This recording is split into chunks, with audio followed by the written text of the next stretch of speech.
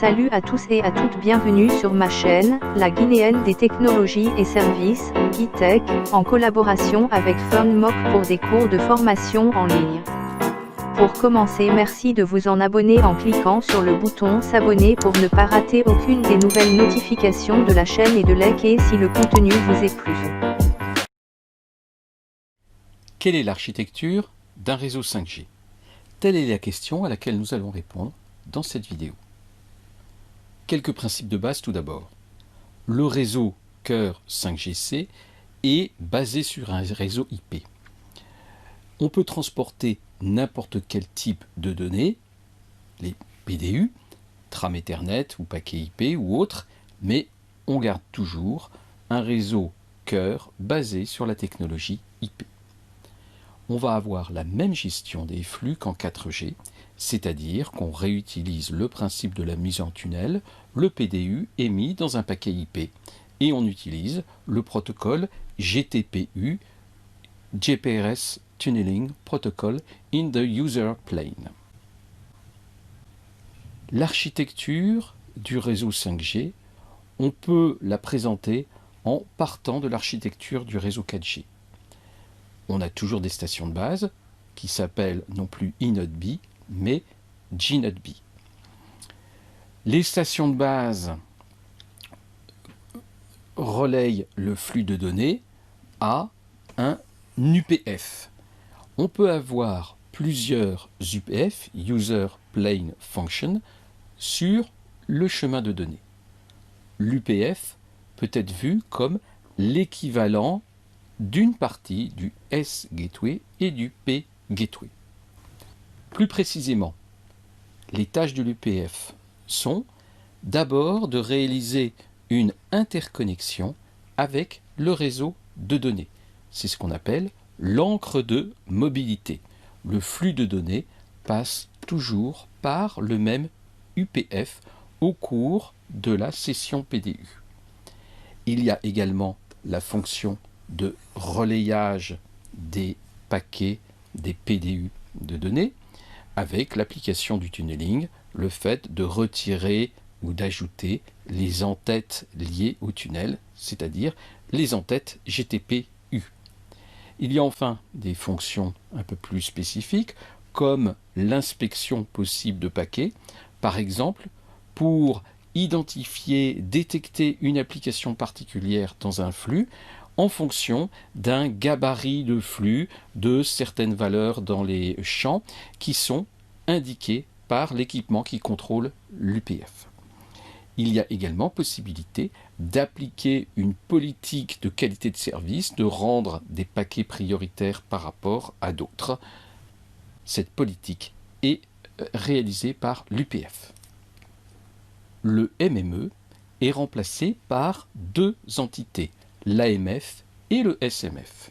L'AMF, Access and Mobility Management Function, permet les dialogues Non-Access Stratum, NAS, entre l'UE et l'AMF pour la gestion de mobilité d'accès. Bien évidemment, les messages physiquement passent par le gNodeB, mais ne sont pas interprétés. On a donc l'équivalent d'un dialogue direct, c'est toujours le principe du NAS. Le SMF est utilisé pour contrôler les UPF. SMF signifie Session Management Function. Plus précisément, l'AMF permet l'échange de signalisation entre le terminal et lui-même pour l'enregistrement, la gestion de mobilité, quand l'UE se déplace, aussi la gestion de connexion, et enfin la joignabilité de l'UE, c'est-à-dire qu'il est capable d'envoyer des messages de paging à l'UE sur plusieurs cellules. Comme en 4G, les messages échangés entre l'UE et l'AMF sont chiffrés et il y a une gestion de l'intégrité pour les messages de signalisation NAS. L'AMF va s'occuper de l'authentification d'accès et de gérer les autorisations d'accès. Et il peut être utilisé comme relais pour les autres services, par exemple le service de géolocalisation. Les messages de géolocalisation peuvent transiter par l'AMF. Et enfin, il a des fonctions de notification d'événements de mobilité d'un UE pour les renvoyer ensuite à un prestataire externe, fournisseur de services. Le SMF contrôle l'UPF. Il est capable d'échanger de la signalisation avec l'UE quand il faut établir une session PDE. Cette signalisation passe évidemment par l'AMF et aussi le GNB. Il fait la gestion de session, établissement, modification, libération des sessions PDU en contrôlant l'UPF et il réalise de la gestion d'adresse, c'est-à-dire que c'est lui qui alloue l'adresse IP à un UE. Un élément important d'un réseau 4G, c'est le HSS qui est remplacé par l'AUSF et l'UDM. L'AUSF, Authentication Server Function, va gérer l'authentification des UE et la gestion du matériel de clé. L'UDM, Unified Data Management Function, fait plus la gestion de l'identification des utilisateurs et des abonnements. Plus précisément, on peut voir l'UDM un peu comme un frontal qui permet d'accéder à toutes les données liées à l'abonnement d'un UE. On peut donc faire de la gestion d'abonnement, mais aussi gérer les informations d'authentification. Il y a également une gestion de l'identité des utilisateurs, c'est-à-dire que c'est l'UDM qui va stocker et gérer les SUPI de chaque abonné. Il y a enfin les autorisations d'accès par rapport aux données d'abonnement, comme des restrictions éventuelles sur l'itinérance ou le roaming.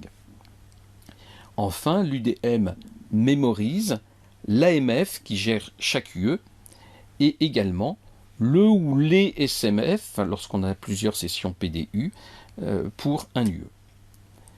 Il va également connaître la passerelle SMS qui gère l'UE.